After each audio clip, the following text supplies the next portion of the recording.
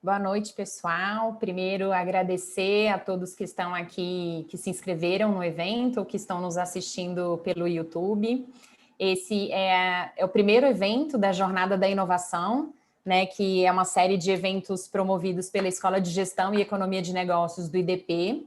Serão palestras e debates com profissionais, professores e especialistas sobre assuntos que são fundamentais realmente para gestores e empreendedores, pessoas que buscam inovar e buscam transformar os seus negócios. Então, hoje é o primeiro evento e a gente intitulou ele como Inovação Made in Brasil, e eu vou apresentar os convidados de hoje e quem vão, né, trazer as pessoas que vão trazer uma série de conteúdos e experiências, principalmente para o evento de hoje. A gente convidou o Diego Roger. O Diego, ele é empreendedor, líder do Cerrado Valley, que é um ambiente de apoio de startups aqui em Brasília, da onde alguns de nós falam, outros não falam de Brasília, né? Depois do Diego pode se apresentar um pouquinho melhor, vou apresentar de forma rápida. Temos também como convidada a Maria Tereza Publio Dias. A Maria Tereza é da startup, ela é uma das fundadoras da Sou Brasil Esportes, e também o Bruno Souza, que é também um dos fundadores da Med Preço, é uma startup que a gente também já bateu um papo lá no podcast do Empreenda BSB, né, já é um parceiro aí de conteúdos aqui do IDP. Pessoal, muito boa noite. Primeiramente, eu gostaria de agradecer ao IDP essa oportunidade, essa participação. Sou muito grato por poder mostrar um pouquinho do trabalho que a gente está fazendo aqui no ecossistema de Brasília e também poder apresentar aí os trabalhos que eu executo como empreendedor, né? Eu sou fundador do Startups Tech, que é uma aceleradora online de startups, na qual a gente ajuda e auxilia startups desde a da fundação e tirar a ideia dela do papel até o momento de fundraising. E também estou abrindo hoje uma agência digital que vai se chamar Polymath, e é uma agência para transformação digital de novos negócios e pequenos empreendedores. Bom, eu vou apresentar daqui a pouquinho, na verdade, a Maria Tereza e o Bruno vão se apresentar, e eu já vou começar esse bate-papo descarregando uma pergunta aqui pancada, né, que é como você conseguiu o seu trabalho, né? Vou começar pela Maria Tereza, estou super curioso para saber como que você conseguiu o seu trabalho, Maria Tereza. Boa noite, pessoal. Antes de mais nada, queria agradecer aqui o convite. É uma honra estar conversando com vocês e falando um pouquinho sobre a jornada do empreendedor e falar sobre jornada de inovação. É o meu mundo, é o que eu faço hoje, então é sempre muito bacana aí poder compartilhar. Me apresentando um pouquinho, né? Como o Diego e a Carol falaram, eu sou uma das fundadoras da Sou Brasil Esportes. Nós somos uma startup de Curitiba. Eu estou aqui em Curitiba hoje. Muita chuva por aqui também, mas sem problemas de luz. Nós trabalhamos com o desenvolvimento de atletas no Brasil, né? É uma startup que trabalha. O nosso principal objetivo é oferecer ferramentas e assessoria para que os atletas consigam, de uma maneira automatizada e de uma maneira escalável, consigam encontrar essas ferramentas e investimentos e patrocínio que quer que eles estejam buscando hoje dentro do esporte, né? Esse trabalho, como eu consegui esse trabalho hoje, foi fundando a startup, né? Então, eu fui atleta por muitos anos, fui atleta de judô dos meus 5 aos meus 30 e poucos anos, e acho que a minha experiência como atleta foi um fator extremamente importante para que a Sou Brasil existisse hoje, mas a minha jornada no mercado de trabalho e minha jornada no empreendedorismo também me fizeram chegar onde eu cheguei. Já empreendi antes com uma startup aí de Brasília. Antes de chegar na Sou Brasil, eu entrei como sócia em uma startup que está até hoje aí, está indo bem, que é a Photoplock, que é uma startup de álbum de figurinhas. Então, antes da minha própria startup, eu já tive uma experiência com empreendedorismo, mas o que me trouxe até aqui hoje foi a minha experiência profissional e a experiência como atleta. Eu acho que a principal coisa do empreendedor hoje sempre tem um pouquinho da sua história, né? Todo mundo que quer empreender. Tive experiência, trabalho com esporte já há 11 anos. Antes de empreender, eu trabalhei em times de NFL nos Estados Unidos, trabalhei em time de futebol aqui no Brasil, trabalhei no Corinthians por 2 anos, trabalhei com Copa América, Fórmula 1, Stock Car, tudo que vocês podem pensar, rugby, já trabalhei, rugby no Chile. Então, eu tive aí nesses 11 anos algumas experiências em diferentes tipos de mercado que me ajudaram muito hoje a ter essa visão do esporte aqui no Brasil e querer abrir a Soul Brasil, né? Porque trabalhando muito fora, né? Estudei fora, fiz um mestrado na área de esportes nos Estados Unidos e ver o mercado de esportes nos Estados Unidos hoje, as pessoas me acham um pouco maluca às vezes para empreender aqui no Brasil, e principalmente porque a gente empreende bem longe do futebol, né? Que é onde está a maior parte do dinheiro hoje no esporte. Mas justamente por todas essas experiências que eu tive fora, que me fizeram, que me desafiam mesmo a querer empreender no Brasil por ver muito potencial de mercado, né? Então, bem resumido, assim, de uma maneira bem rápida, acho que a minha jornada hoje, até hoje, foi mais ou menos por aí. Cara, que legal, super experiência, hein? E é muito interessante porque, assim, eu parti mais ou menos do mesmo princípio, né? Eu sou chefe de cozinha também e comecei a minha carreira como cozinheiro e agora estou envolto aí no negócio de tecnologia, exatamente tentando me transformar profissionalmente, né? E eu queria tentar entender um pouquinho melhor, Teresa, o que realmente a Soul faz, né? Você está resolvendo um problema que você tinha como atleta e aí você transformou isso numa oportunidade, viu como oportunidade e está trazendo para o mercado, é isso? Começou aí, né? Na verdade, todas as minhas experiências que eu passei, né, que eu falei no esporte, eu sempre me incomodei com a maneira que o atleta era tratado, entre aspas, no esporte, principalmente no Brasil, e, obviamente, pela minha experiência, né? A gente sempre começa todas as nossas apresentações da Soul Brasil dizendo: sem atleta não tem esporte, é a primeira coisa. Né? Então, se não tem atleta, não tem jogo de futebol. Se não tem atleta, não tem Olimpíada. Se não tem atleta, o esporte não existe. Então, por que que ele, tirando, aí eu sempre falo, tirando os esportes mainstreams, né? Tirando o futebol, tirando eventualmente o vôlei, né? Ou a natação, por que que os atletas passam por tanta dificuldade até chegar no momento mais importante da carreira deles, e por que que a gente perde 70% desses atletas no meio do caminho, né? Então, a gente sempre fala da jornada do herói no empreendedorismo, existe a jornada do herói no esporte, porque o atleta, para hoje viver do esporte, o cara tem que ser muito batalhador, ele tem que dar muita sorte às vezes, e é um pouco assim frustrante você depender da sorte para que você possa viver daquilo que você quer. Então, eu, depois de uma jornada no Chile, que voltei para o Brasil e estava pensando no que fazer, na minha veia empreendedora de já ter tido a experiência em Brasília, eu falei, cara, acho que agora é o momento de eu começar a querer fazer alguma coisa, por isso que sempre me incomodou, desde que eu fui atleta, né? Eu cheguei a competir em ciclo, quase entrei na seleção brasileira de judô, mas acabei saindo por outros motivos, mas eu tive muitos amigos que passaram por essa dificuldade. E aí eu lembro que no começo, eu gosto de contar essa história que é engraçada, eu quase criei o Tinder do atleta. Então era, o atleta se cadastra na plataforma, ele coloca o perfil dele, a empresa se cadastra, aí a empresa X fala, putz, gostei do atleta, vou lá, faço match e patrocino aquele atleta. Falei, mas é muito mais do que o dinheiro, né? Não adianta você botar um dinheiro pequeno, médio ou um grande investimento na mão de um atleta que não vai saber o que fazer com esse dinheiro, né? Sem o acompanhamento, ou sem uma educação básica, ou sem saber como investir, ou para onde ele quer ir dentro do esporte, não adianta você botar 1.000, 10, 50, 100 mil reais na mão do atleta.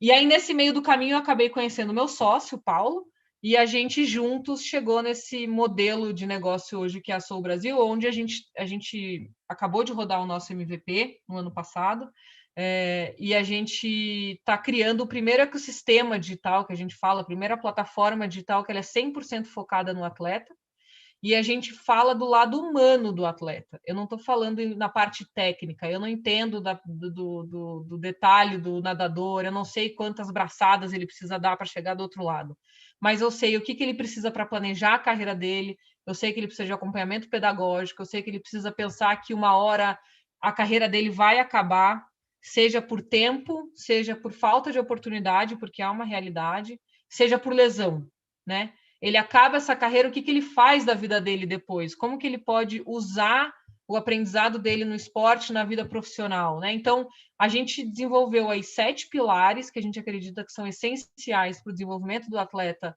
dentro e fora do esporte, e agora a gente está transformando todos esses pilares em ferramentas automatizadas, onde o atleta vai conseguir, na palma da mão dele, ter uma visão mais analítica da carreira dele e ter mais oportunidades através disso, né? Então, basicamente é isso que a gente está desenvolvendo, né? Hoje a Sou Brasil, a gente tem uma ferramenta online gratuita, que é o nosso MVP, que ele ainda está no ar, onde qualquer atleta pode entrar no nosso site, ele se cadastra, ele responde um diagnóstico que a gente desenvolveu, a gente consegue mapear e dizer aonde ele está hoje na nossa metodologia, né? O que está bom, o que ele precisa melhorar, e a gente já oferece alguns materiais gratuitos para que ele já comece essa transformação dele dentro da carreira do esporte. E aí a gente está falando tanto do atleta amador, porque se você gosta de correr uma maratona, se você é um triatleta, se você é um cara que consome o esporte não só pelo lazer de jogar futebol com os amigos à tarde, mas que faz algum outro esporte, que quer saber de um pouco mais de nutrição, quer melhorar o tempo, quer alguma coisa, a gente também fala com esse atleta, não só com um atleta profissional, né? Então, não sei se eu consegui deixar claro, mas é mais ou menos isso que a gente está fazendo hoje. Cara, ficou claríssimo e que proposta super interessante, realmente extremamente necessária, uma ótima visão do problema, fica bem claro a maturidade de vocês em relação ao ecossistema de atletas, né? O quanto vocês se dedicaram para entender a necessidade real de cada profissional dessa área, né? Isso é muito bacana. E o Bruno está quietinho aí, mas eu também estou super curioso para saber como que você conseguiu o seu emprego, o seu trabalho, Bruno. Explica para a gente um pouquinho aí do que você faz hoje e como que você fez para chegar até aí. Claro, claro. Primeiro, boa noite, pessoal. Obrigado aí pelo convite. É uma imensa satisfação aí estar podendo participar desse bate-papo aí super bacana. Prazer aí ouvir a Tereza, muito, muito legal. Acho que o propósito, né, da Sou Brasil, acho que a MedPreço tem uma relação, principalmente acho que nesse lado humano, né, a gente caminha nessa direção também. Vamos falar um pouco aí de como eu cheguei, né, como a gente chegou até esse momento, né? Então, eu sou engenheiro de computação, né, formado aí há vários anos, e sempre nessa minha jornada eu acabei seguindo o lado empreendedor, mas sempre também trabalhei no mundo corporativo, né? Então, eu sempre fiz meio que as duas coisas ao mesmo tempo, né? Então, a partir de 2016 ali que eu comecei realmente a ter condições de empreender todo o meu tempo, né? Mas todas essas experiências foram muito importantes, né? Então, eu acabei tanto trilhando aí uma carreira acadêmica também bem legal, né, na área de informática em saúde. Então, toda a minha jornada aí no mundo corporativo foi uma jornada vinculada ao segmento de saúde, né? Então, eu passei por hospitais, rede de hospitais, passei pelo Sistema Único de Saúde, acabei enfrentando e conhecendo muito, né, os problemas desse ecossistema de saúde, né? A gente viu e percebeu assim, cara a cara realmente como que esse mercado, né, e como isso vinha funcionando no Brasil, né? Então, a maior parte dos meus anos aí eu tive essa experiência, né? Então, trabalhei no mercado corporativo, aí comecei lá, né, vim da área de desenvolvimento e comecei a subir até que eu cheguei na área de gestão dentro do mercado corporativo, que foi realmente onde eu me encantei, assim, né, de realmente fazer gestão de times, principalmente, reconhecer que isso é um dos grandes pilares, realmente, que fazem a diferença na construção de qualquer projeto, de qualquer negócio. E desde lá eu me desenvolvi, né? Então, hoje, eu sou autor de livro na área de metodologia de gestão, né, principalmente na área aí de tecnologia, né? Também tenho um mestrado na área de informática em saúde, que foi a área que realmente eu encontrei um propósito pessoal, né, que não é só o dinheiro, né, é aquela capacidade de conseguir realmente ajudar outras pessoas, né, ou seja, causar um significado. Eu acho que todo empreendedor tem isso, né, dentro, né, aquela vontade realmente de mudar alguma coisa, de fazer uma diferença. Eu acho que eu acabei me encontrando dentro do mercado corporativo, né. Durante essa trajetória, né, aí a MedPreço hoje é a minha 6ª empresa, né, como empresário. Então já tive outras experiências, né, apanhei bastante, Enfim, foi muito importante essas experiências anteriores, que a gente evolui nessa trajetória, nessa caminhada, né? E faz cada vez mais a gente errar menos, né? Errar é importante, né? Normalmente é assim que a gente aprende. Então, acho que nos fez, acho que toda essa caminhada, essa experiência, tanto no segmento corporativo, quanto a experiência no mercado empreendedor e também a acadêmica, né? Acho que a teoria é importante, ela em base te dá segurança para avançar na área prática, né? Eu acho que me fizeram chegar onde a gente chegou hoje na Medpreço, né? Que tem um time brilhante, né? A Medpreço hoje conta aí com 4 grandes sócios, né? Eu costumo dizer que a gente não faz nada sozinho nessa vida, né? A gente constrói junto, né? A gente ganha junto e perde junto, acho que isso é muito importante. E a Medpreço hoje é uma soma de competências sensacionais, né? Que a gente conseguiu, assim, por sorte do destino, né? Acho que lá por volta de 2017, mais ou menos, os sócios atuais hoje da Medpreço se encontraram e convergiram aí, né, para criar essa startup que hoje está num momento de escala muito bacana, muito interessante, né? E, enfim, falando um pouco da Medpreço, né? A Medpreço, a gente nasceu muito com a ideia de revolucionar realmente a forma de comprar medicamentos no mundo, né? De realmente mudar, se criar um mundo que realmente é acessível para todo mundo do ponto de vista de saúde. Então, a gente sempre percebeu, né, naquele momento, que existia um grave problema no Brasil, não só no Brasil, né, mas, enfim, a gente é daqui e viveu isso mais de perto. Muitas pessoas não conseguiam acessar os seus tratamentos médicos, né? Então, a gente vive aí uma realidade no Brasil hoje que 25% da população aí é crônico, né? Então, são pessoas que têm problema de saúde crônico e têm necessidade de tomar medicação recorrente, senão pode complicar, ter uma complicação na sua patologia clínica, né? Então, dentro dessa perspectiva, a gente começou a estudar, né? Aprofundou muito aí esse segmento, e aí hoje trouxe a Medpreço muito nessa lógica de realmente mudar, né? Então, a gente, hoje, através de um aplicativo, a Medpreço é uma empresa B2B, né, onde a gente leva um benefício de saúde, né, para esses nossos clientes, onde todos os colaboradores dessa empresa passam a conseguir comprar aí qualquer produto de saúde a um preço extremamente mais acessível. A gente faz conexões aí direto na indústria, né? A gente fez um bypass no mercado e acabou fazendo essas conexões direto, criando muita tecnologia nesse processo, mas principalmente com o objetivo de evitar a doença. Então, a gente criou alguns pilares nessa jornada, né, que muda a lógica que a gente conhece hoje, né? Então, a gente hoje vai na farmácia, compra um medicamento, né? Normalmente, a lógica que a gente conhecia, né? Mas a verdade é que a farmácia ela não está preocupada se tu vai adoecer ou não, né? A farmácia ela existe para vender medicamento para pessoas que adoecem. Então, a gente vem na contramão. Então, além da gente baixar drasticamente os valores de qualquer serviço de saúde, porque hoje a gente não faz só a venda do medicamento, a gente hoje tem serviço de teleconsulta, tem exames a domicílio, vacinas a domicílio. Então, a gente acabou colocando uma série de serviços de saúde nessa jornada, todos com preços bem diferenciados, mas principalmente com o objetivo final de garantir que esse nosso usuário finalize o tratamento dele, que ele conclua o tratamento dele.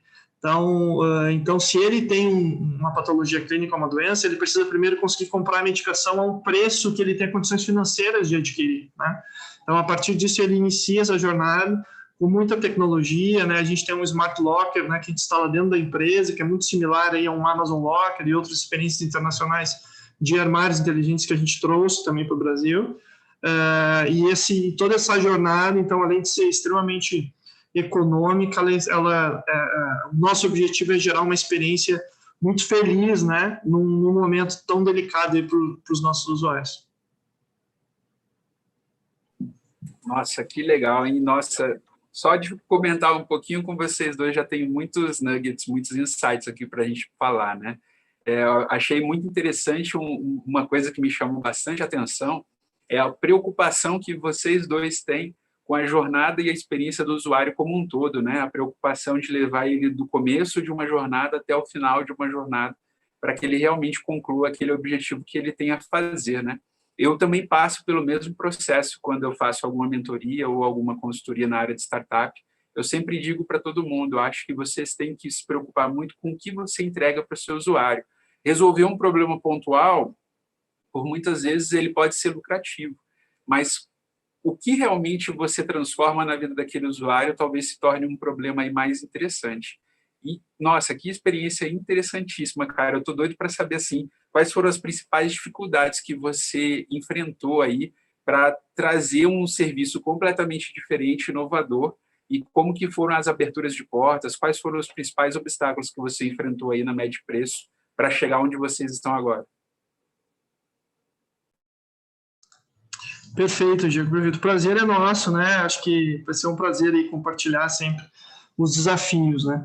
Eu acho que são vários, né? A gente está sempre vivendo desafios, enfrentando problemas. O brasileiro é muito bom nisso, né? Acho que essa é a vantagem do ecossistema do Brasil, gerar algumas dificuldades, né? Porque o brasileiro acaba ficando muito bom em resolver problema, né? Então, acho que a gente cria essa habilidade, às vezes, talvez sem perceber. A gente começa a perceber até quando tem relações fora do Brasil, que a gente realmente está meio que dentro da gente isso, né? Então, isso é legal, é interessante. Mas eu acredito que são várias, né? Acho que o primeiro grande desafio da MetPreço foi realmente entender qual era o problema. Então, e isso é uma recomendação que eu sempre dou, assim, para todo mundo, né? Às vezes, lá no início, a gente acha que isso... a gente não... Demora um tempo para a gente pegar isso, né? E a MetPreço passou por um processo de aceleração. Então, isso é importante, né? A MetPreço passou por um processo de aceleração e já está na sua segunda rodada de investimento. Então, a gente passou por essa jornada, né? E cada passo teve seus desafios, seus momentos, né? A gente estava num momento de maturidade.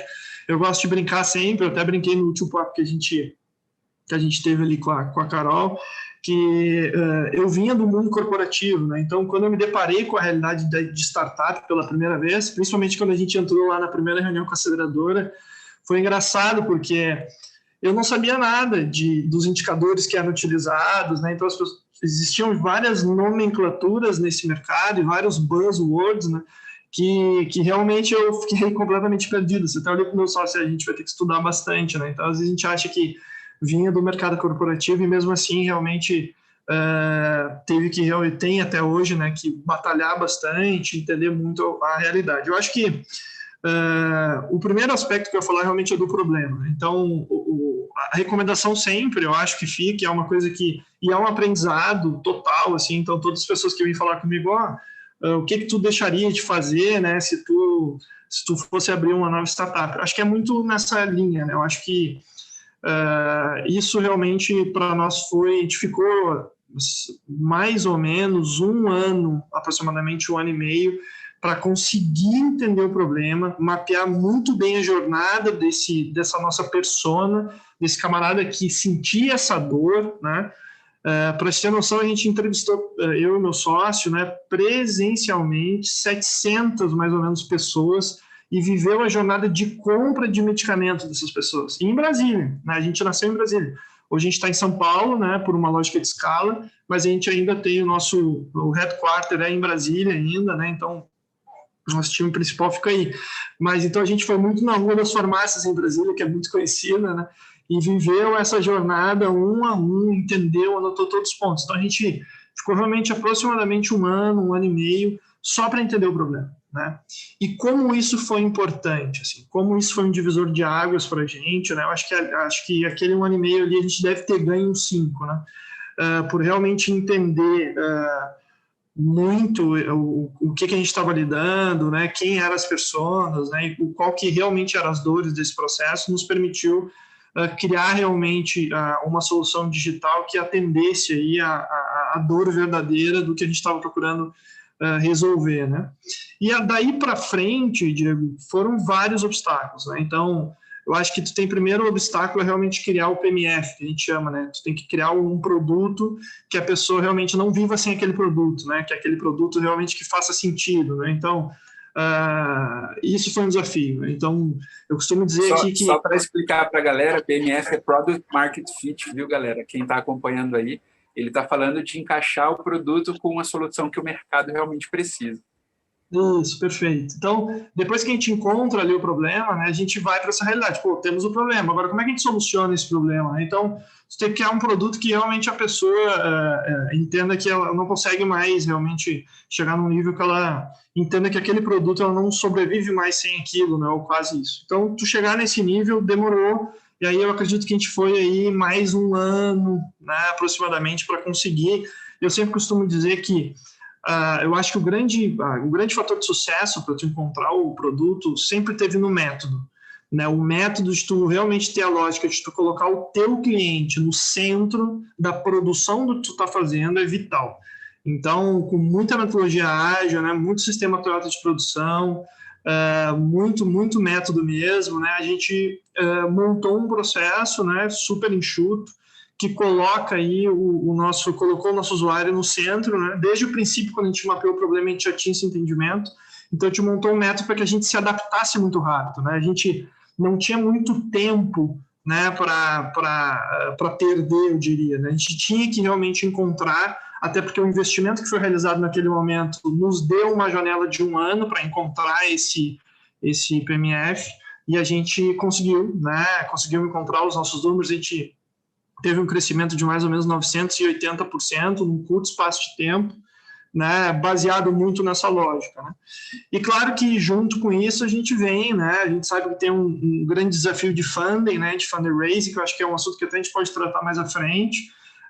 É um desafio que tem no Brasil, né, acho que está melhorando, mas esse desafio existe ainda. Então existe uma mágica, né, bem que tem muito trabalho por trás, né, de realmente tu levar isso para um VC, para um venture capital, e esse camarada está disposto aí realmente a fazer um investimento no teu propósito, né, no teu time, no que tu está acreditando, né?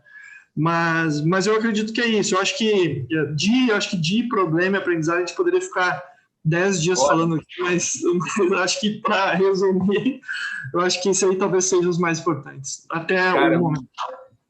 Cara, muito legal, porque assim, realmente a gente percebe que a maioria das startups morrem e fracassam porque elas não conseguem encontrar o product market fit, né? Elas não conseguem encontrar um problema que elas resolvam verdadeiramente para um público que queira resolver e pagar para resolver aquele problema, né? Porque por mais que você arrecade fundos para conseguir testar e validar isso, se o seu cliente não pagar por aquela solução, no final você acaba morrendo. E eu imagino que a Tereza passou por muitos problemas e a Soul deve ter nadado bastante para encontrar o fit aí de mercado, né, Tereza? Como é que foi a sua jornada? Põe esse verbo no presente, a gente está nadando ainda, né? Mas eu achei muito legal o que o Bruno falou, porque, cara, a gente passou por problemas muito similares, assim, né? Eu acho que a história que ele contou, né, de ficar aí entrevistando 700 pessoas por 1 ano, 1 ano e meio, a gente fez a mesma coisa, só que com atletas, né? A gente, quando começou a estudar a ideia da Soul e de tentar encontrar o produto, em tentar encontrar... Porque o mercado de esporte é enorme, né? A oportunidade tem... espaço para você desenvolver um produto inovador também tem, assim, né? Eu acho que isso é uma coisa que no Brasil está melhorando demais, assim, né? A hora que a gente for falar de comunidade e tudo mais, eu acho que isso é uma coisa que tem ajudado muito a gente no desenvolvimento da Soul. Mas a gente pensou na jornada do atleta. Antes da gente pensar aonde a gente ia atacar, a gente pensou no atleta que estava começando, aquele moleque lá, criança. A gente pensou no atleta que está buscando um alto rendimento, né, que quer chegar numa Olimpíada, no Mundial. O atleta que vive essa experiência, porque daí também não são todos, e aquele que depois se aposenta e tem a vida de pós-carreira. Então, na jornada toda do atleta, a gente conversou com milhares de atletas em todas essas fases, porque a gente queria entender o que eles estavam passando, quais eram as dificuldades, o que eles tinham de bom, o que eles não tinham de bom. O atleta que já estava lá terminando a carreira do alto rendimento, ele falava tudo que faltou na vida dele até ele chegar lá, né? Ou seja, de quantos outros atletas que ele conheceu no meio do caminho que acabaram desistindo por falta de oportunidade. Então, a gente ficou também foi mais ou menos 1 ano e meio, quase 2 anos, só em pesquisa e conversa. A gente foi atrás de parceria com confederações, com ligas, com as entidades que estão nesse dia a dia com os atletas. E aí veio o nosso primeiro problema, né? O mercado de esportes no Brasil não conversa um com o outro. A gente não consegue chegar no atleta. Porque as confederações e as federações, elas mesmas têm dificuldades de chegar nos atletas, né? Porque a federação tem que falar com o superintendente, que tem que falar com o responsável do clube, que tem que falar com o técnico, que aí chega no atleta, né? Então, o nosso primeiro desafio começou aí. A gente conseguia falar com muito atleta, assim, né, que a gente conhece, eu mesma do mercado de esportes, por ter trabalhado, conheço muita gente, mas para você poder validar um problema e você entender como que você vai moldar seu produto, você tem que conversar com muita gente, né? Você tem que conversar com 700 pessoas, como o Bruno fez, né? Então, o nosso primeiro desafio foi esse, chegar nos atletas. E chegar no atleta também correto, porque um outro problema, nós são vários, né? Como o Bruno mesmo falou. Um outro problema que existe no Brasil não existe hoje um lugar onde você encontra informações sobre qualquer informação sobre esses atletas. Então, se você botar no Google salário de atletas de base no Brasil, ou onde os atletas de base no Brasil se encontram, ou qual é a média de idade que um atleta começa, essas informações elas estão todas separadas, cada confederação tem uma, se tem, não são todas. Quando os caras têm, não, eles simplesmente não fazem nada com essas análises de dados. Então, o último estudo relativamente importante que a gente teve no Brasil foi em 2015, feito pelo IBGE, que a gente já está entrando aí no 6º ano, então com certeza ele já está defasado. Então, a gente não conseguia achar essas informações para que a gente pudesse validar todas essas ideias, essas hipóteses que a gente estava criando. Então, o primeiro desafio foi esse, conseguir chegar nos atletas, né? E aí veio o desenvolvimento do nosso MVP, né? Que foi basicamente uma solução para a gente conseguir chegar nos atletas. Então, como a gente não estava conseguindo falar com eles direito, a gente conseguiu, por exemplo, uma super parceria com o pessoal da Liga BFA, e que é a Liga Brasileira de Futebol Americano, que é um trabalho super interessante que eles fazem. Com a parceria com eles, a gente conseguiu chegar nos atletas de futebol americano. Mas eu não posso basear todo o meu desenvolvimento da minha startup em uma modalidade se eu quero trabalhar com os desafios dos atletas no Brasil, independente da modalidade. Então, foi importante a parceria? Foi, mas eu precisava de uma massa um pouco maior. Então, aí que a gente desenvolveu o nosso MVP com a nossa metodologia, com tudo mais, para que a gente conseguisse chegar nos atletas, e chegando nos atletas através de marketing digital, né, de Instagram e etc e tal, a gente teve aí mais de 700, a gente chegou quase em 1.000 respostas de 42 modalidades, onde a gente conseguiu olhar para aquilo tudo que a gente tinha de hipótese e aí falar, beleza, a gente encontrou 2 pontos importantes e que são os principais desafios desses atletas hoje no Brasil. Vamos partir para o MVP 2, que agora é testar a solução, né? Mas a gente precisou fazer um MVP do MVP para conseguir burlar esse problema que era chegar nos atletas, que eu não achei que fosse ser tão difícil. Eu teria que negociar com cada confederação, com cada federação, e a gente tentou isso por 6 meses, e é um desgaste muito grande, porque o esporte no Brasil ainda tem muita política, é gerido por associações, na maioria das vezes por pessoas que não são profissionais na área, então isso ia dificultando o nosso trabalho. E aí a gente pensou, cara, se quando a gente lançar o nosso produto eventualmente e for querer começar a faturar, para chegar no atleta a gente precisar passar por toda essa burocracia, isso não vai dar certo, não é escalável, não é simples, é muito complexo, não vale a pena. Então, vamos tentar já nesse MVP também testar como a gente burla esse sistema para chegar direto no atleta, né? Então, esse acho que foi, nos primeiros momentos, assim, nosso, foi o principal desafio, assim, né? Foi realmente chegar, o que é muito maluco de se pensar, né? Mas é uma realidade que acontece, assim, né? É bem, bem complexo, mas agora a gente já descobriu mais ou menos como chega lá.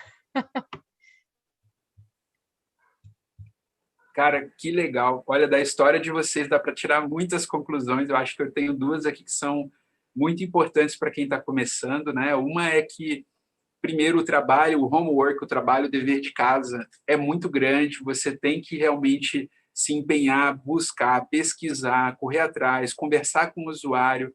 E aí, na história do Bruno, você percebe que teve um tempo de amadurecimento para entender sobre esse usuário.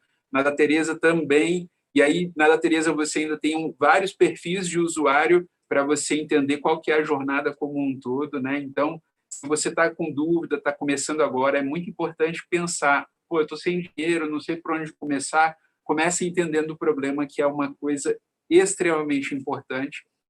E outra sacada que eu tirei aí da sua história, Tereza, foi que às vezes o problema é a solução, né? Se você não está conseguindo identificar isso, poxa, cria um MVP para identificar isso, né? Foi mais ou menos assim que surgiu o Cerrado Valley aqui em Brasília, surgiu de uma necessidade que eu tive de me conectar com outros empreendedores de startup, porque quando eu comecei eu era um chefe de cozinha, não entendia muito de tecnologia, eu programava, também sou da área de desenvolvimento, e aí eu programava, fazia lá meu blog, mas eu não tinha acesso a empreendedores, ao ecossistema, ainda estava muito em desenvolvimento, poucas pessoas falando no setor. E aí não vale usar essas duas lições. Eu queria saber de vocês quais foram as lições que vocês tiraram hoje, que se você estivesse começando, você faria diferente nessa sua jornada. Vamos começar com você, Tereza, que está aí. Olha, acho que aprendizados são diários, assim, né? Acho que quando você está empreendendo, cada dia você com certeza vai aprender uma coisa diferente, assim, né? Eu acho que a primeira coisa que se eu pudesse olhar para trás e se eu soubesse, a gente tem muita vontade de fazer as coisas. Eu acho que, né, tá no sangue do empreendedor. A gente quer fazer, a gente quer fazer, a gente quer fazer, a gente quer fazer. Para mim, um dia sem dar checkzinho em todos os meus boxes de tarefas, eu me sinto inútil, mas eu sei que eu fiz muita coisa, né? Com a nossa vontade de querer solucionar o problema do atleta, e como são muitos os problemas do atleta hoje no Brasil, a gente começou atacando dois modelos de mercado, né? Dois modelos de negócio. A gente foi tanto para o B2C como para o B2B, né? E a gente viu que as duas coisas ao mesmo tempo, no início da jornada empreendedora, com pouco recurso, tanto humano quanto financeiro, era muito desgastante, né? Assim, foi muito interessante o ano que a gente ficou buscando ainda as duas coisas, porque acabou abrindo porta para a gente em algumas empresas que talvez a gente não teria tido ainda essa aproximação, mas foi muito recurso alocado em dois pontos que não precisava naquele momento, né? A gente vai precisar chegar nesses dois modelos, eventualmente, porque a gente precisa da empresa, a gente precisa do B2B para investir nesses atletas. A gente fala de desenvolvimento humano, a gente quer pensar na carreira do atleta, mas a gente tem que falar de dinheiro, a gente tem que falar de remunerar esses atletas durante a jornada deles, né? Mas para que a gente chegar lá antes, a gente precisa resolver um outro problema, que é conscientizar o atleta de que ele precisa estar nessa jornada, conscientizar o atleta que ele é responsável pela carreira dele e não nenhum agente, nenhum clube, nem o pai, nem o tio, nem o papagaio, nem quem quer que seja que no esporte brasileiro, todo mundo gerencia a carreira de um atleta, menos o próprio atleta. É ele entender que ele é o próprio produto, é um desafio, a gente fala que é um desafio disruptivo ao nível 400, assim, porque a mentalidade do esporte brasileiro hoje o atleta tem que ser talentoso e fazer o papel dele dentro de campo, o resto alguém resolve por ele. Mas não é bem assim que funciona, né? Então, a gente resolveu, né, desde o final do ano passado, início desse ano, focar primeiro no B2C, ou seja, vamos primeiro resolver o problema do atleta nesse sentido de quase um autoconhecimento da carreira dele, para que depois a gente vire para a empresa e fale, olha, a gente tem aqui um pool de milhares de atletas com esse perfil, com essas, né, características e tudo mais, para que aí a gente consiga partir para a segunda fase, que é a captação de investimento para esses atletas. E eu falo muito em investimento, não falo patrocínio, porque a gente está buscando empresas, pessoas físicas, pessoas jurídicas que acreditem e queiram investir na carreira do atleta, né? Não só botar o dinheiro, procurar e esperar o ROI dele chegar e depois tirar a marca dele embora, ou se aproveitar de um ano olímpico, que acontece isso todo um ano antes de Olimpíada, entra um monte de dinheiro, acaba a Olimpíada, sai todo o dinheiro, né? Então, acho que esse para a gente foi o aprendizado mais recente e o aprendizado que eu acho que se a gente olhasse para trás hoje, com certeza a gente teria feito diferente. Cara, que sacada impressionante, né? A gente, às vezes, numa jornada de descoberta, né, do cliente ali, a gente acaba vendo tantos problemas e identificando tantos problemas que a gente quer atacar todos ao mesmo tempo, né? Mas aí a gente também deixa de focar na resolução de um problema específico. Isso é um super aprendizado. Imagino que o Bruno também tem algo similar aí para compartilhar com a gente, né? Afinal de contas, você também está trabalhando com um público hoje focado no B2B, mas quando eu ouvi falar da médio preço, me pareceu que ia ser uma solução focada no B2C. Fala aí para a gente qual foi o seu maior aprendizado que você começaria hoje diferente de quando você começou, Bruno? Pô, Diego, eu acho que deve ter uns 450 aprendizados assim, que eu começaria diferente, mas vamos lá, eu acho que o que a Tereza falou é muito, muito importante. Eu acho que a lógica de MVP, né, é uma lógica que para startup é vital, porque o cobertor é curto para startup, né? A gente trabalha sempre com pouco recurso, com muita coisa para fazer, então tu tentar abraçar o mundo, tu não vai resolver nenhuma das coisas que tu queres fazer, né? Então realmente tu conseguir encontrar o que está mais próximo do teu objetivo, do teu propósito, e realmente ter foco, né, que é uma palavra importante, na resolução daquilo, eu acho que faz uma diferença bem grande, né? Eu acho que, e todo mundo peca nisso, né? Tu deu um exemplo bacana, eu acho que no início a Médio Preço tinha essa pretensão de iniciar pelo B2C, mas com o passar do tempo a gente percebeu que o B2C ele exigia muito mais recurso financeiro, ele nos exigiria mais, né, para que a gente conseguisse cumprir o nosso propósito. Então, num determinado momento, a gente percebeu que o B2B era mais atraente nesse aspecto, porque a gente, apesar de ter um lead time de venda para uma empresa, enfim, que poderia aí ser um pouco mais largo, porque é uma venda complexa, tem uma quebra de status quo, né? Então, a gente tem um lead time de venda interessante nesse processo, mas a gente percebeu que ali era uma oportunidade que a gente teria de ganhar muitos usuários e de principalmente estruturar a nossa operação, de encontrar o PMF, né? De encontrar o PMF, estruturar a nossa operação com bem menos recursos financeiros do que se a gente fosse se atirar num B2C diretamente, né? Mas a gente percebeu apanhando, né? A gente percebeu testando, né? Eu costumo dizer que a Netpreço virou e é até hoje uma máquina de produzir MVP, né? Porque a gente produz muito MVP, testa muito, avalia muito, várias alternativas. E isso realmente acho que teve muito atrelado à nossa fase de aprendizado, né? A gente também passou por uma aceleradora que acabou agregando muito valor nesse aspecto de conhecimento, né? Nessa lógica mais de startup, de entender como que a gente encontrava o problema. Isso nos ajudou muito também naquele momento que a gente vinha de uma lógica corporativa e estava se deparando com uma lógica nova, né? Por mais que eu já tivesse tido outras empresas, eu nunca construí uma startup, né? É a primeira vez que nós nos reunimos ali, né, como sócio, vamos construir uma startup, né? E aí, enfim, foi bem interessante. Eu acho que alguns pontos assim que eu acho relevante, assim, além desses que eu coloquei, acho que tem dois. Primeiro, durante essa jornada, assim, ficou muito claro para mim que, no meu caso, eu não investiria novamente, não seria um empreendedor de meio turno, né? Diria assim, não seria, não faria isso, né? Isso foi um aprendizado na minha trajetória, né? Não adianta, eu acho que se tu não está dedicado realmente full time para alcançar o teu propósito, o que tu realmente quer mudar, né? A tua proposta de transformação massiva, né? E tu está muito focado nisso, eu acho que dificilmente as suas chances de conseguir realmente alcançar aí o teu desejo, elas reduzem, né? Não quer dizer que é impossível, claro, mas assim, se tivesse que dar uma dica, talvez essa para mim é bem simples e bem significativa, né? A outra, claro, e muito importante, eu acho que é uma coisa que eu acabei aprendendo na minha trajetória de gestão, é a importância das pessoas no alcance do propósito, a importância da cultura, né?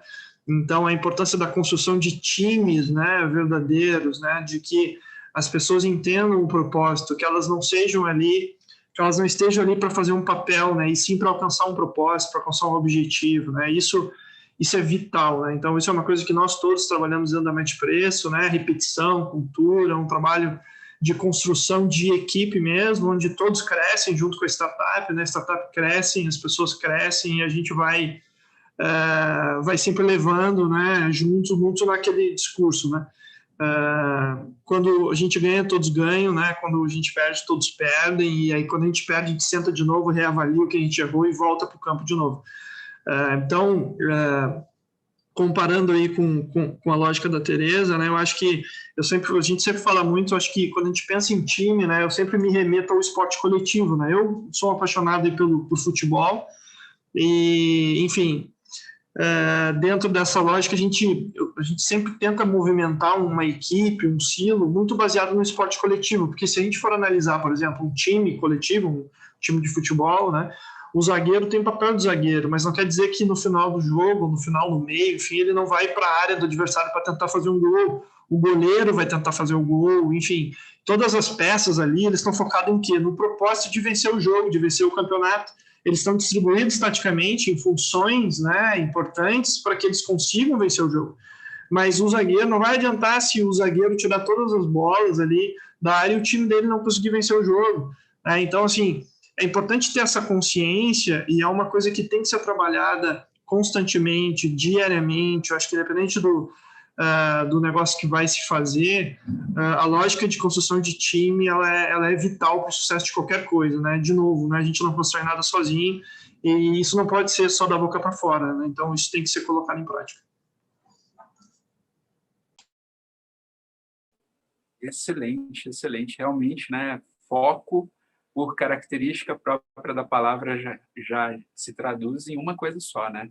Se você foca em uma coisa só. E isso modifica muito o resultado, né? Foi tanto aprendizado teu quanto da Tereza. Fica muito claro também, assim, nas empresas que trabalhei, com as empresas que eu mentoro, realmente observar o foco para onde a empresa está olhando e qual é a energia que ela está dando para aquele objetivo faz toda a diferença, né? E falando de time e equipe, né? A Tereza tem mais experiência com isso do que a gente, falar de time e equipe, né? Como que, e também olhando para esse cenário atual hoje, com a pandemia, com todas as alterações que a gente está vendo no mercado de trabalho, como que está sendo aí para vocês essas mudanças no comportamento do usuário, no comportamento aí da equipe, como que vocês estão se adaptando a esse novo cenário e essa realidade que a gente está vivendo? Vamos lá, Tereza, queria saber de você um pouquinho.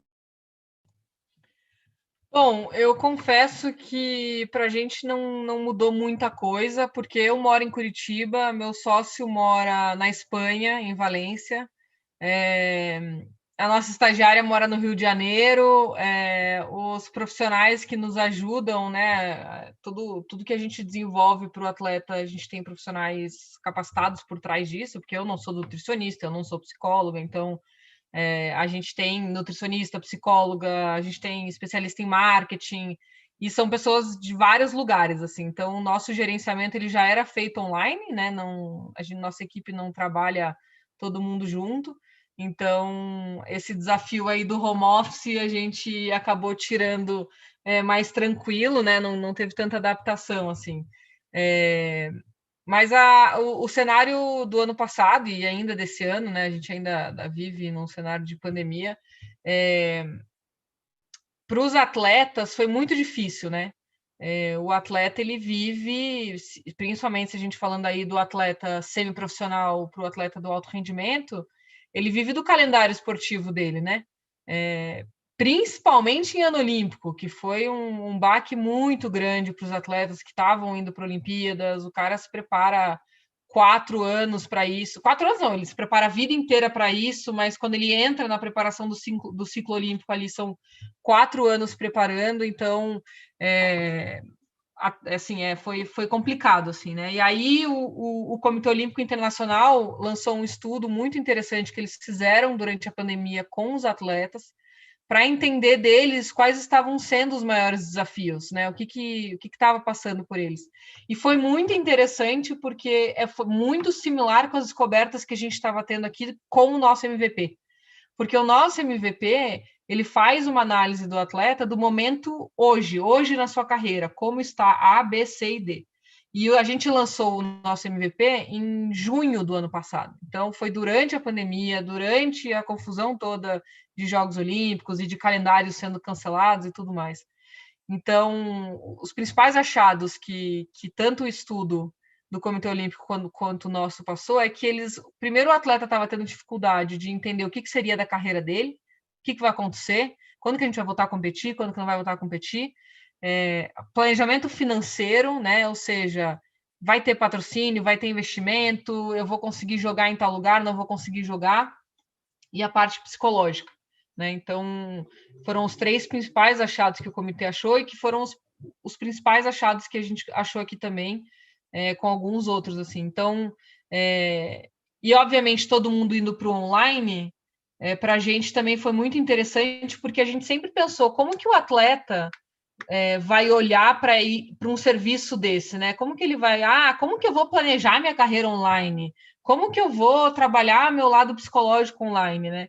Então, para a gente foi muito interessante porque a gente conseguiu usar dessas dificuldades que os atletas estavam passando nesse momento difícil de pandemia, e aí atleta olímpico e não olímpico, obviamente a gente está falando de todos os modelos, e adaptar o que a gente estava oferecendo para que eles conseguissem consumir alguma coisa naquele momento, que dessem um pouquinho de esperança ou que ajudassem eles a ter um pouquinho de visão para os próximos anos, né? Porque o atleta que está realmente olhando para a carreira dele, ele não olha só para o amanhã, né? Ele olha para daqui 1, 2, 3, 4, 5, 6, 7 anos para frente, né? Então, foi um desafio. A gente lançou o nosso MVP sem querer, num momento que foi, assim, crucial para os atletas. Então, a gente, sem querer querendo, fez um negócio num momento que deu super certo. Não sei se não tivesse acontecendo a pandemia, se a gente teria tido o engajamento que a gente teve dos atletas, pela carência que eles estavam tendo. Mas foi interessante, assim, né? A gente, com tudo que o mundo estava passando, com todas as dificuldades, a gente conseguiu trazer um pouquinho de assim, conhecimento, novidade, esperança. A gente intrigou os atletas de certa maneira, né? O que foi bem legal. Nossa, que experiência legal, assim, acho que... Eu saí meio do tópico, mas enfim. Não, super válido, porque apesar de você já ter uma equipe que já estava acostumada com o ambiente home office, o seu público-alvo ele é completamente dependente de experiências no mundo real, e elas foram obrigadas a parar, né? Eu por exemplo... Desculpa te interromper, imagina. Não, pode, por favor.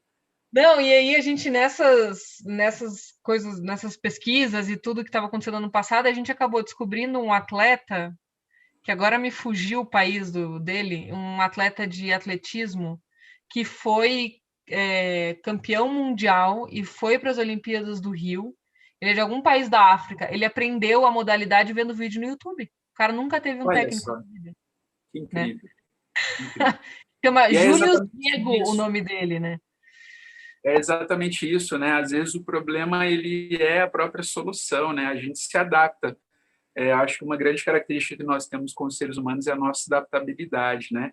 Eu, por exemplo, sou chefe de cozinha, tenho um restaurante, fechei um restaurante no momento de pandemia, exatamente porque, como todo brasileiro empreendedor, às vezes a gente trabalha alavancado, e nesse momento eu não consegui manter as portas abertas, acabei fechando.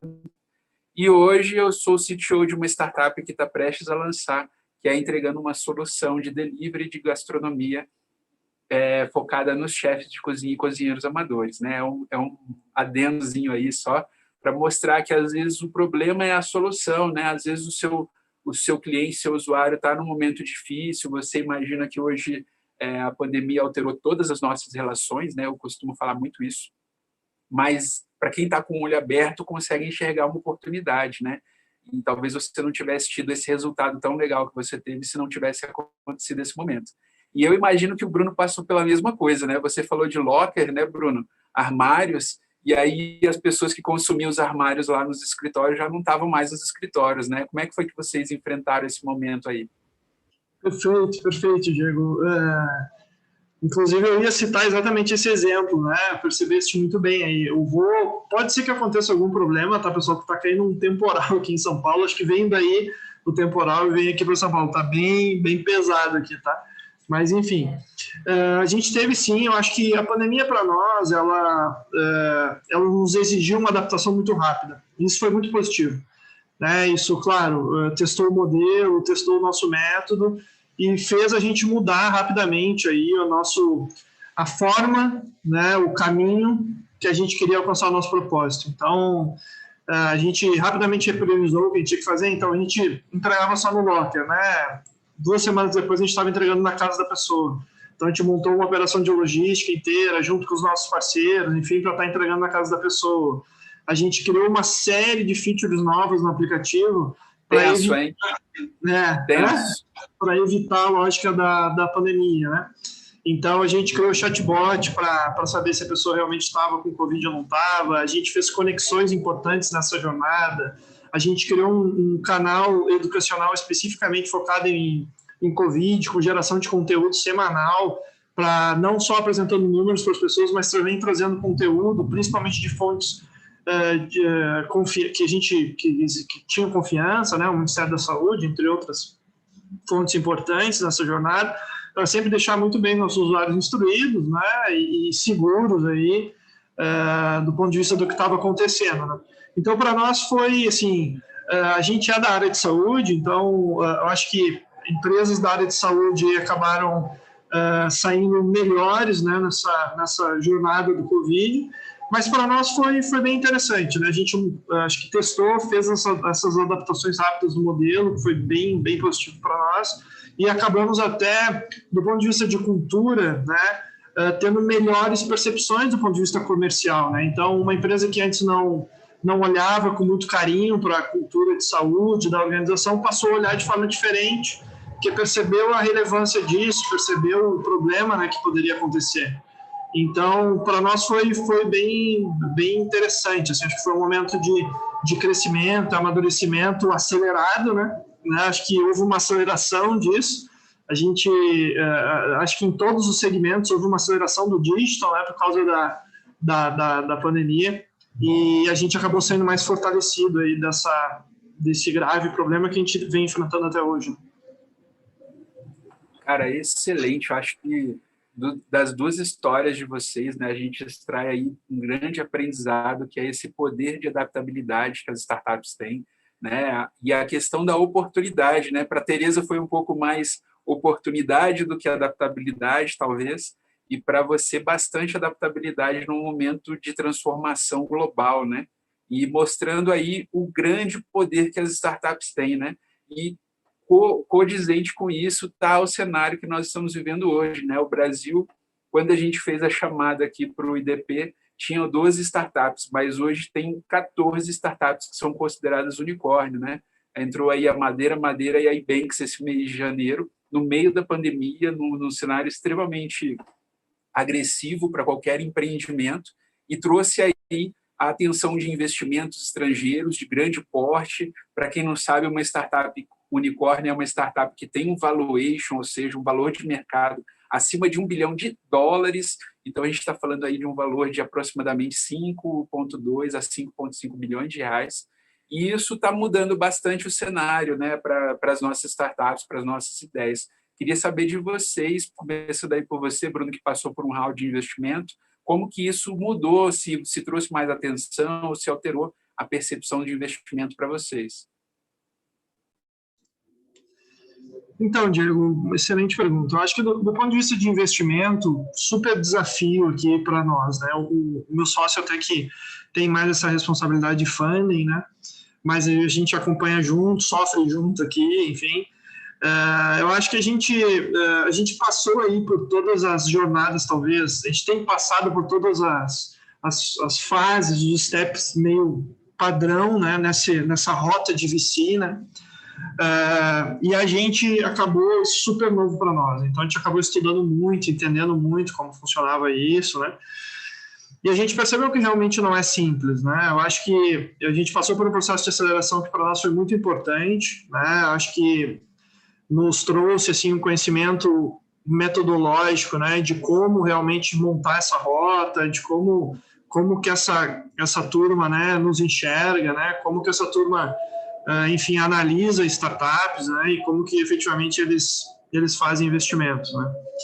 Eu acho que quando tu vai realmente para a prática, né, que tu começa a montar o teu pitch deck, e aí tu realmente vai treinar, eu acho que aprendizados que ficam, né, e que são relevantes, né? Primeiro, né, a grande maioria dos investimentos, eles acontecem muito mais nas pessoas do que efetivamente no teu produto. O teu produto, ele é relevante, claro, mas o teu time é mais importante, a crença que o investidor tem nos founders de que se acontecer qualquer coisa, esses founders são capazes de criar soluções e alternativas, né, para manter a startup no prumo, ou manter a ideia no prumo, é fundamental para que realmente o investimento aconteça.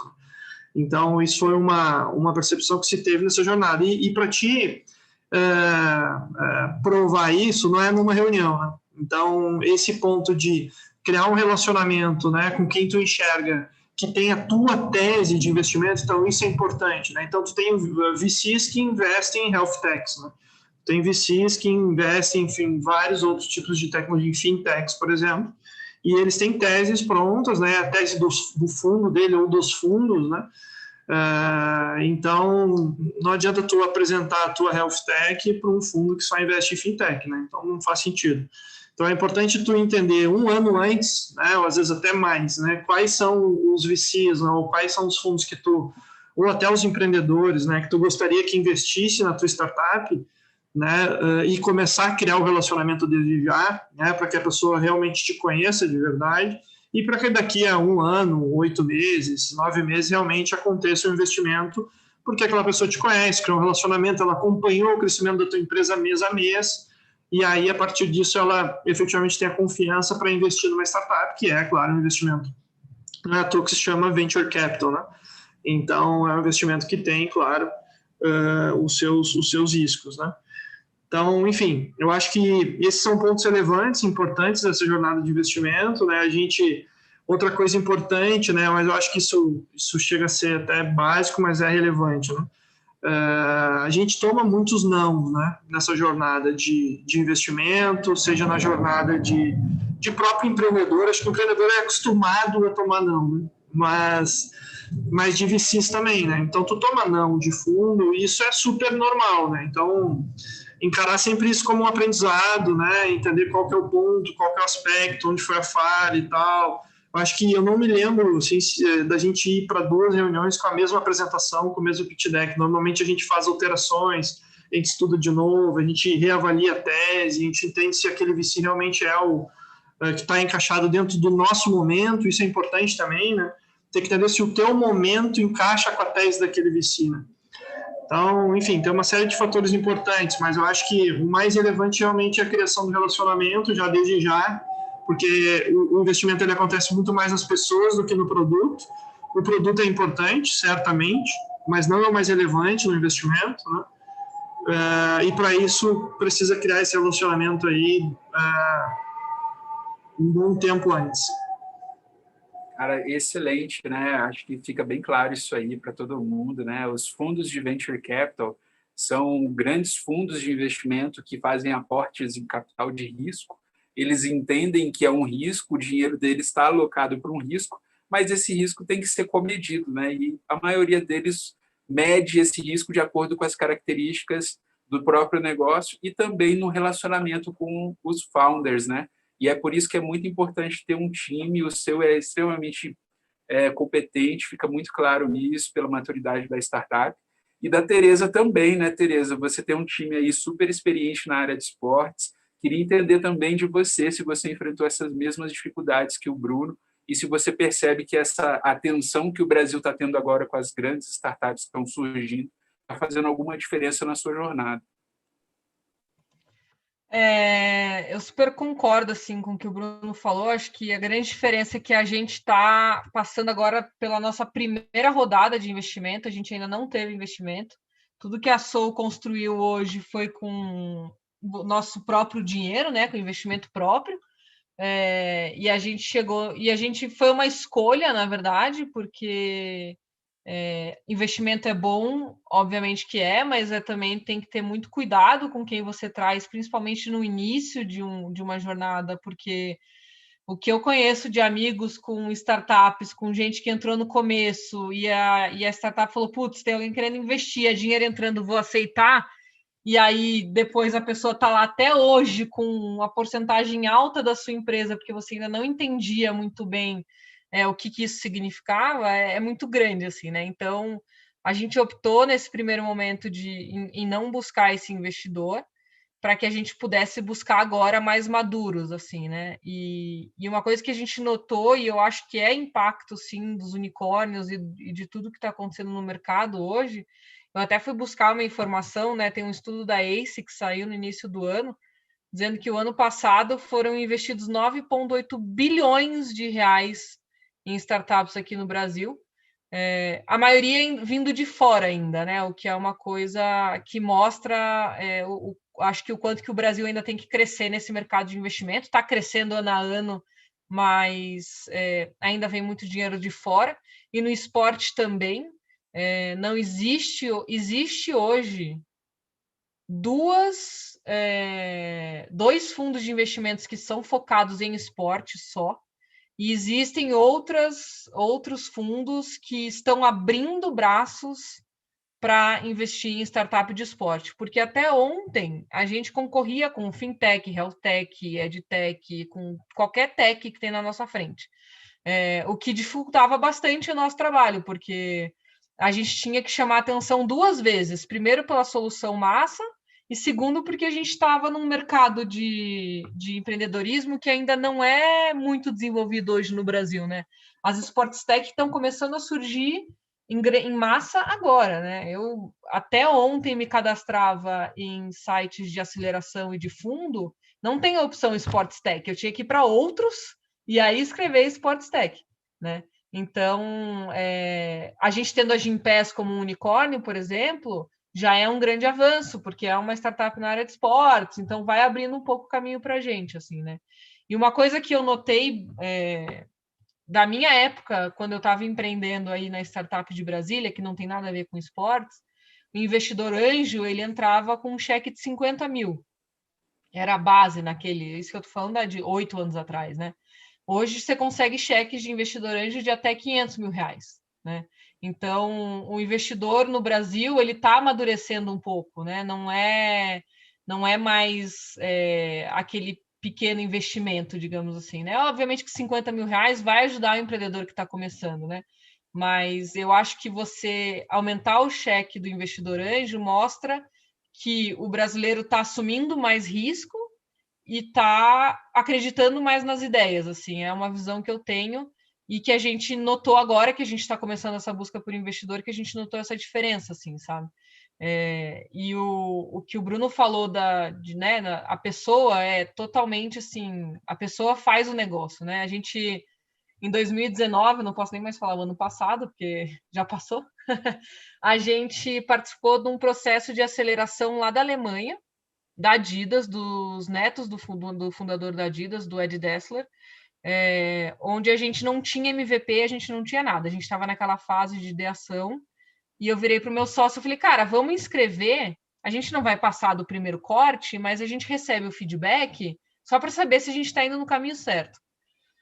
A gente inscreveu a ideia, foram mais de 350 startups inscritas no mundo inteiro, a gente passou para a segunda fase, a gente foi para o Demo Day, que escolheram 25 startups do mundo, a gente foi para a Alemanha para fazer o pitch lá na Alemanha, fizemos entrevistas com os founders de lá, com os investidores e com os mentores. Eu não sabia responder nem metade das perguntas, porque as perguntas eram, qual que é seu CAC, qual que é o seu LTV, eu falei assim, eu não tenho nada, gente, eu só tenho uma ideia. Eu não tenho mais nada para apresentar para vocês. Mas naquele momento foi um divisor de águas, porque daqueles feedbacks, daquele processo, que saiu o nosso modelo de negócio. Então, e não só a gente passou para os 25 só com uma ideia, a gente ficou em quinto lugar. Então, eu virei para o meu sócio e falei, se isso não é uma validação de que o nosso negócio faz sentido, eu já nem sei o que é mais. Né? A gente só não recebeu o investimento naquela época porque a gente não tinha o protótipo. Né? Eles falaram, vocês só não receberam investimento porque vocês não tinham o protótipo. Falei, cara, para mim eu já ganhei, assim, sabe? A gente queria só um feedback, né? Tipo, ficar em quinto lugar tá ótimo, né? A gente participou do desafio que o Sebrae fez esse ano com o Arena Hub, que é um um ecossistema de startups de esportes que eles abriram no Allianz Parque, que já é um passo que mostra que o mercado de esportes está crescendo. De novo, a gente ficou em 5º lugar, 80 startups inscritas, a gente já tinha MVP, mas das 5 finalistas, a gente era a única que não tinha investimento ainda, né? Então, às vezes a gente fica assim, putz, será que a gente devia ter pego investimento antes? Será que a gente está atrasado e tal? Eu acho que existem os benefícios, obviamente, do investimento no comecinho. Eu acho que eu sou uma pessoa que acredito no momento que as coisas têm que acontecer. A gente está agora nessa fase de busca desse investidor que ainda é considerado anjo pela quantia que a gente está pedindo, ainda não é investimento de série A nem nada, e por ser o primeiro investidor, é um investidor anjo. E nas conversas que a gente está tendo do ano passado para cá, a gente nota essa mudança do comportamento do mercado, assim, sabe? Que, principalmente para o nosso mercado de esportes, que as pessoas estão abrindo os olhos para isso e estão vendo que tem potencial fora do futebol, né? Eu sei que todo mundo ama futebol, eu também gosto de futebol, mas o esporte no Brasil é muito mais do que isso, né? E esses unicórnios, eles mostram isso, assim, né? E a gente sendo de Curitiba, e tem 3 unicórnios de Curitiba, então, assim, para a gente é mais motivacional ainda, assim, o mercado aqui tem espaço, né? Então, é só realmente aproveitar as oportunidades e ter as pessoas certas, né? Eu contei toda a história da Alemanha porque eu queria falar uma coisa. Os caras falaram lá, você tem o perfil empreendedor, né? Você está aqui com uma ideia, mas a gente sabe que se sua ideia pivotar para outra coisa, vai dar certo porque o seu perfil é esse. E isso era um investidor falando, né? Então, eu concordo super com o que o Bruno falou, assim, né? As pessoas fazem a diferença no negócio.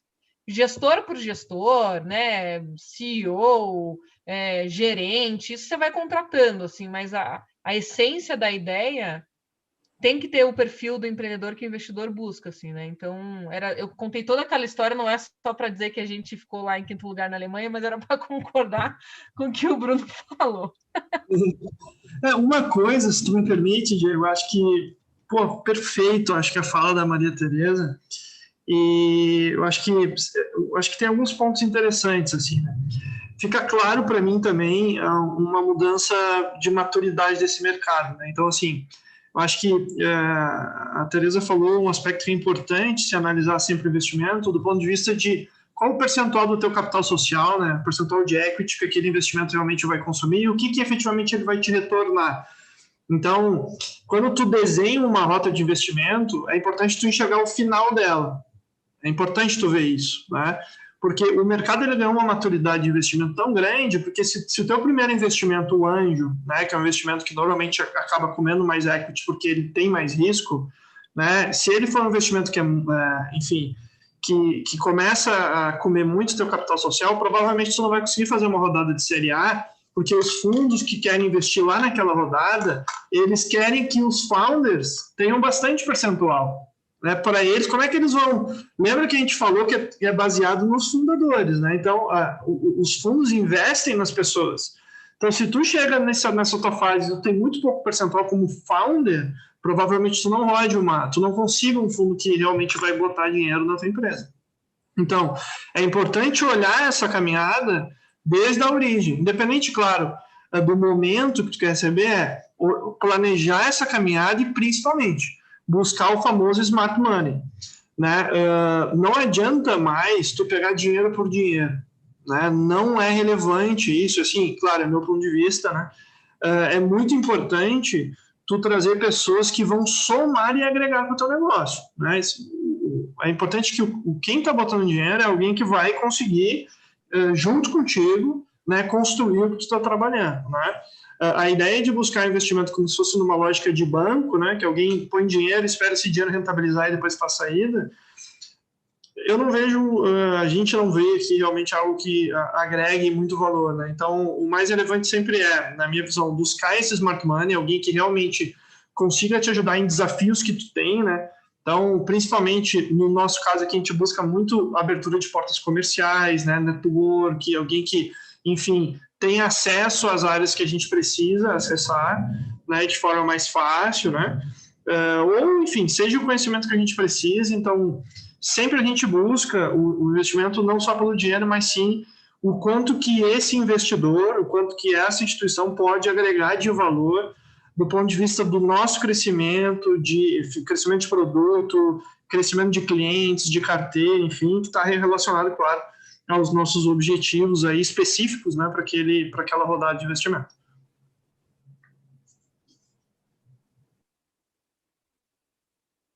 Cara, super legal, ótimo insight. Só voltando um pouquinho ali na Tereza, Tereza, não se preocupa, você está super bem posicionada, acho que eu entendo a jornada que o Bruno está narrando, é muito importante a gente começar uma estratégia de uma ida, disponibilizar o capital, quanto de capital você vai disponibilizar para os investidores e quais são os números ali que você efetivamente vai entregar para aquele investidor aportar e justificar um aporte de maior número, né? E você está numa jornada super legal que faz todo sentido, né? E uma que ficou muito aparente aí, tanto na sua conversa, Bruno, quanto na da Tereza, nas duas experiências, eu passei pela mesma situação, foi o aprendizado, né? Eu passei aí no Startup Rise Spain, passei no processo de inovativa, fui vencedor e destaque inovativa, passei por aceleração também, uma grande aceleradora do Brasil, imerso junto à IBM, fui para o MIT fazer treinamento de nova tecnologia fantástica que me transformou como empreendedor. E vocês dois passaram por esses processos, né?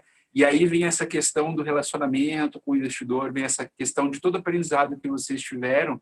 Eu queria entender um pouquinho mais de vocês, qual foi a importância dessas aceleradoras, do ecossistema como um todo de startup, se vocês sentiram falta, se foi adequado, se não foi, né? Vou jogar aí para a Tereza, para ela falar para a gente um pouquinho, já que seu time está todo disperso pelo mundo, qual seria o ecossistema que você está inserida, como que você percebe isso na sua startup hoje?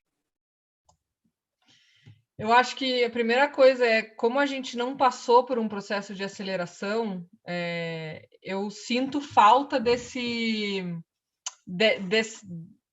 dessa fase, assim, eu acho que a gente teria... Pode ser que aconteça ainda, não sei, mas eu acho que no começo ali, quando a gente estava iniciando a ideia, tenho muitos amigos empreendedores que passaram por diversos programas de aceleração, e eu acho que não só o aprendizado, mas o sistema, o ecossistema, né, o senso de comunidade ali que você cria agrega muito, né, na construção de uma startup. Como você mesmo disse, né, a gente estando aqui um em cada canto do mundo, e eu estou acostumado a trabalhar de casa, fazer home office ou de cafés pelo mundo, o que quer que seja, mas chegou um momento em que o ecossistema faz falta, né? Então, foi quando eu fui atrás, né? Eu comecei a ir atrás e caçar empreendedores na área de esportes aqui em Curitiba. E não sei se vocês sabem, mas o curitibano ele tem essa característica de ser um povo mais fechado. E eu, apesar de ser daqui, sou paulistana, né? Apesar de morar aqui, sou paulistana. As pessoas me acharam um pouco esquisita no começo, assim, né? Eu ligava para os fundadores e CEOs das startups, queria marcar café e começava, me fala aí do seu negócio, vamos conversar. O povo me olhava esquisito, assim, e tal.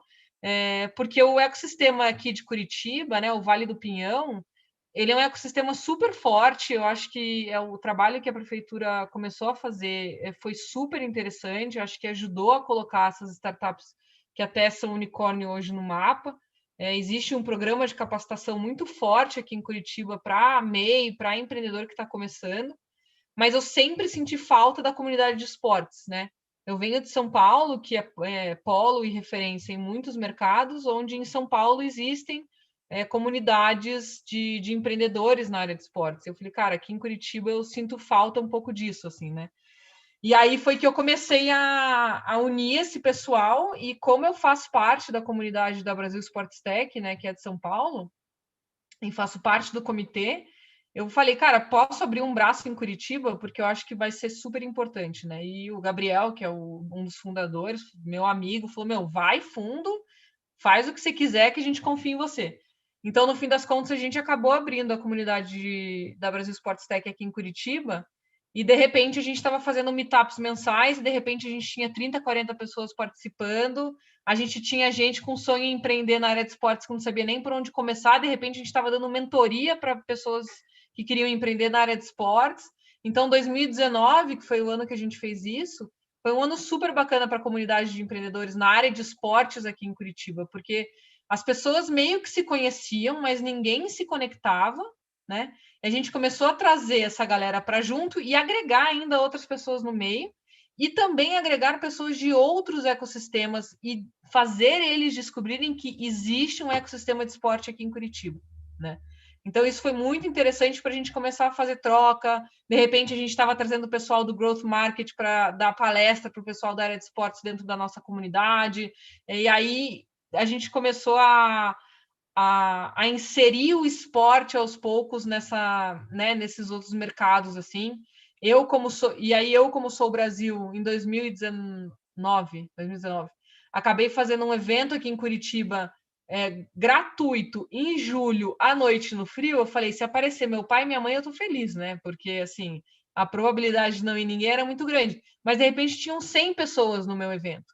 Então, eu comecei a ver como estava carente esse mercado aqui em Curitiba, sabe? E a gente tinha milhares de planos para o ano passado, que, infelizmente, foram todos jogados por água abaixo. Eu não tinha estrutura e nem tempo para gerir uma comunidade online, porque você gerir uma comunidade, Diego, você vai saber muito mais do que eu, dá muito trabalho, né? Então, a gente deixou a Brasil Sports Tech, né, de São Paulo, que lidera tudo, fiz vários eventos online e a gente estava dando suporte, divulgando e tudo mais, a gente acabou não fazendo nada específico aqui em Curitiba. Mas eu sou eu sou fã de carteirinha desse conceito, né? Eu acho que um ecossistema se constrói com várias mãos, e ele ajuda não só quem está começando, mas quem está já no meio, no fim, na jornada inteira, assim, né? Então, eu não tinha essa comunidade aqui, eu com meu espírito empreendedor e inquieto, fui lá e criei. Falei, cara, eu preciso de gente em volta, então vamos criar, e fui e criei a comunidade. A gente tem o distrito aqui em Curitiba, que também tem em São Paulo, né, o hub, né, de inovação, e a gente acabou fazendo uma parceria com o distrito, então o distrito foi a nossa casa em todos esses meetups em 2019. A ideia de 2020 era fazer uma parceria com o distrito para começar a desenvolver, mas enfim, aí tudo deu aquela desandada, mas eu acho que a minha não participação em aceleração me deixou com essa vontade de querer ter esse senso de comunidade e de capacitação, e aí a gente acabou fazendo meio que por conta própria, assim, sabe? Então, acho que é isso. Cara, mais uma vez é uma super experiência aí, né, de que o problema é a solução, né? Eu comecei da mesma forma que você, o Cerrado Valley aqui, dá muito trabalho, né? Depois eu até te conecto com o pessoal de Curitiba, tenho contato com muitas pessoas aí, tem líderes de comunidade aí que vocês podem engajar, e realmente é por aí mesmo, né? Às vezes a gente não tem acesso a uma comunidade desenvolvida, foi por isso que eu comecei a convidar pessoas a participarem do Cerrado, e ele começou a crescer de uma forma tão grande, tão legal, que hoje a gente está com mais ou menos 60 startups no nosso grupo, são aproximadamente 2.000 empreendedores, nossos meetups estão sempre cheios, até 2019, né? Ano passado não, mas assim, realmente dá muito trabalho gerir uma comunidade, mas ao mesmo tempo é muito revigorante, porque você não se sente sozinho, né? A jornada do empreendedor é muito sozinha, né? Imagino que o Bruno, por mais que tenha bons sócios e tenha parceiros experientes também, tenha passado por isso, e quando você entrou numa aceleradora, isso deu uma modificada, né? Conta para a gente um pouquinho o que você sentiu com essas experiências aí para a gente. Perfeito, não, total, cara. Eu acho que, primeiro, assim, coincidentemente ou não, o escritório da Match Preço aqui em São Paulo fica lá no Arena Hub, fica ali no Allianz Parque, no The Brain, né, que é o cowork que tem ali no Allianz Parque, enfim, que é o mesmo que a gente citou lá em Brasília. Legal. Muito bacana. Enfim, eu acho que assim, cara, antes da aceleração, acho que não existia para nós ecossistema de startup, né? A gente, enfim, foi como eu falei, né? Startup era um tema novo, a gente achava que conhecia, mas conhecia muito pouco, né? Quando começou realmente a entrar a fundo, começou a entender, né, os indicadores, começou a entender realmente qual era o desafio, e a partir daquele momento, claro, a aceleração foi muito importante para isso, né? Para realmente nos mostrar qual que era o caminho mais curto para a gente alcançar alguns objetivos que são tão importantes que a gente discutiu anteriormente aqui, né? Mas um dos pontos fortes da aceleração, sem dúvida, é te incluir dentro do ecossistema com muitas startups, né? E é fantástico, cara, assim, é muito bacana, né? Então, tu troca muito conhecimento, tu divide muito problema, né? Desde uma ferramenta que tu quer usar para alguma coisa, que tu põe lá e o pessoal, não, usa essa, usa aquela, porque eu usei aquela e tal. Então, tu troca muita experiência, né? Tu compartilha muito problema, acho que compartilha muita dor com essa comunidade, e sempre alguém já viveu alguma coisa que tu ainda não viveu, né? Então, tu é muito... Acho que a comunidade de empreendedores, ela se ajuda muito, assim, nesse sentido, né? E isso acaba sendo muito importante, eu acho que, nesse processo de evolução, né? Acho que muito legal o que a Teresa falou, né? Ela teve que buscar isso, né? Muito bacana, achei sensacional, assim. A gente acabou meio que... A gente foi incluído nisso e nem sabia muito, assim... Digamos, eu diria que a gente não sabia viver em comunidade, né, de startups. A gente aprendeu, começou a entender, então, que existia ali um engajamento muito bacana, né, é muito solidário, né, existe uma solidariedade muito legal entre as startups, entre os empreendedores. E isso para nós hoje, cara, é fantástico. Assim, a gente tem relação com várias, né, a gente troca cliente, faz parcerias, né, um ajuda o outro em vários desafios, toma café, né, apresenta contatos que são importantes, né, para uma ou outra startup, né, isso é impressionante, cara, é toda semana isso. Então, toda semana isso acontece. Toda semana, ou alguém nos ajuda, ou a gente ajuda alguém, ou a gente conecta alguém a um cliente já nosso, que tem uma dor, e a gente conhece uma startup da comunidade que resolve aquela dor, então a gente vai um ajudando o outro, assim. Eu acho que o empreendedor, ele tem essa sinergia automática com outro empreendedor, assim, né? E eu acho que a gente já meio que desenvolve isso ao natural, né? Então, realmente, para nós, assim, é uma coisa vital, eu diria, né? Muito importante essa relação. A gente tem diversos grupos de WhatsApp aqui, diversos, né? Tem o grupo da ACE, que foi quem acelerou a Medpreço, né? Tem da Bossa Nova também, que é aqui de São Paulo, que foi um dos fundos que entrou na origem da Medpreço. Então, todos esses grupos, essas startups estão lá e todo dia, né? Então, todo dia tem lá diversos desafios. Como é que vocês estão enfrentando? O que aconteceu na pandemia com vocês? O que mudou? Enfim, e aí tu entende aqueles relatos. Enfim, eu acho que é bem legal. Acho que te antecipa muita coisa e cria aí um embasamento interessante, assim, um relacionamento muito, muito bacana mesmo. Cara, é exatamente isso, né? Eu acho que é o nosso give back, né? A nossa devolução para o ecossistema que cria esse tipo de engajamento, né? Como esse bate-papo aqui que está chegando ao final para você que está aí, galera. Estamos chegando próximo das 9 horas. Infelizmente, a gente vai ter que encerrar. Se deixasse nós três conversando aqui, garanto que seria a noite inteira trocando ideia, porque empreender é isso. É uma jornada muito solitária e estar perto de quem passa pelos mesmos problemas e pelas mesmas situações ajuda a gente a desenvolver um pouco mais nossos trabalhos, nossas empresas, ideias. E aí eu quero só pedir primeiro agradecer a vocês dois pela participação. Foi incrível conhecer a jornada de vocês. Me disponho aí, o que vocês precisarem sempre, contem comigo. E quero uma última mensagenzinha rapidinha de vocês, para quem está começando agora, o que vocês podem dividir com essa galera aí que está assistindo a gente. Começa aí, Brunão, vai lá, já que está tu aí na tela. Claro, primeiro eu agradecer, o prazer acho que é todo nosso, né? Uma satisfação em conhecê-los, conhecer a Teresa, dizer que desde já me colocar à disposição, vai ser um prazer conhecê-los aí pessoalmente, né? Agora que eu mudei para São Paulo, estou na tua terra, Teresa, não conheço nada aqui, estou ainda aprendendo, daqui a pouco eu estou falando meu aí.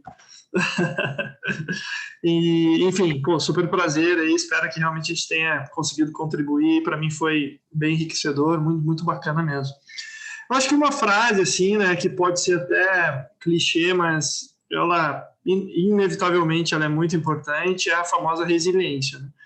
Então, eu acho que se realmente tu está começando um negócio, enfim, tu acredita realmente nesse negócio, entenda que 99% tu vai receber nãos durante o teu caminho, a tua jornada sempre, né? Mas claro que existe um limite para isso, né? Eu costumo dizer, não adianta dar murro em ponto de faca. Então, a capacidade que tu tem de entender os limites e adaptar o teu negócio é importante. Resiliência não quer dizer teimosia. É importante te saber dividir isso, né? Mas resiliência quer dizer suporte, né? Firme, a luta, né? O teu desejo, o teu destino. Se tu realmente acredita nisso, resista, porque realmente acho que a gente precisa como é que se alimentar da nossa realidade, né? E não lamuriar a realidade, não reclamar da realidade. A realidade, tu vê várias vezes no papo a gente entendeu que o problema era a solução, né? O Diego falou muito isso. Né? Então, enxergar o copo mais cheio do que vazio é importante, mas, claro, né, a resiliência ela tem um papel fundamental nessa jornada. Né? Então, claro, sempre separando isso, mas resistir a isso, né? Entender que muitas pessoas, muitas vezes, não vão entender integralmente o que tu está fazendo, né? Às vezes tu está querendo mudar um mercado, né? Tu está quebrando um paradigma, enfim, no mercados que existem há vários anos, enfim, e muito poucas pessoas realmente vão acreditar no que você está fazendo, né? Mas é importante resistir a isso, mas claro, com inteligência, né? Estudando realmente a dor que quer ser resolvida, entendendo efetivamente o problema, né? Melhor do que ninguém, né? O founder ele precisa realmente se envolver integralmente naquilo, mas principalmente desejar fazer aquilo. Aquilo precisa não tem que pesar como um trabalho, né? E sim como realmente uma coisa prazerosa, né? A gente só é bom no que a gente faz se a gente ama o que a gente faz.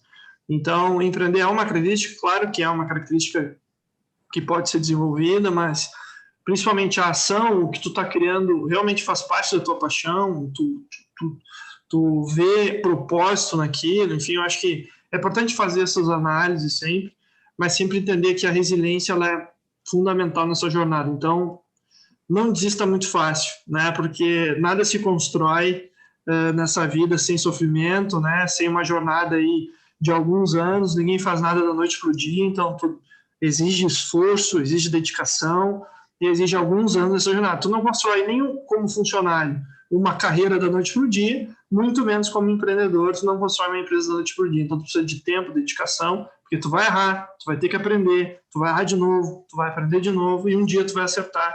E aí, quando tu acertar, efetivamente as coisas vão passar a dar certo. Perfeito, resiliência, né? E você, Tereza, o que você deixa aí para a gente de aprendizado para quem está começando? Primeiro, né, acho que agradecer o papo, foi muito bacana conhecer vocês e um pouquinho do negócio. Bruno, já pensei em várias ideias aqui de como oferecer esse serviço aí para os nossos atletas, então depois a gente vai conversar. Vamos. E, cara, resiliência é o que o Bruno falou, concordo, né? Eu acho que não só ter a paciência mesmo do aprendizado e tudo mais, e saber que você vai querer desistir algumas vezes. Eu já quis desistir várias vezes, porque realmente é um desafio. Empreender não é para todo mundo, né? Mas se tá no teu sangue, se é uma coisa que você tem vontade, que você tem a possibilidade de fazer, porque eu acho que isso também é importante, nem todo mundo tem a chance de empreender e de realizar esse sonho, né? Eu acho que a gente tem que aproveitar. E eu queria, na verdade, eu vou falar uma frase que a gente usa nas nossas apresentações, quando está falando da Soul. A gente tem uma facilidade muito boa, né? Que a gente tem excelentes atletas, excelentes ídolos, muito inteligentes, com frases excepcionais, que se encaixam em vários momentos, né? E a gente sempre usa uma frase do Guga, que é um ídolo aqui no Brasil, que ele fala, né? Meu sucesso não teve mágica ou fórmula secreta. É a história de um cara comum que aproveitou as oportunidades.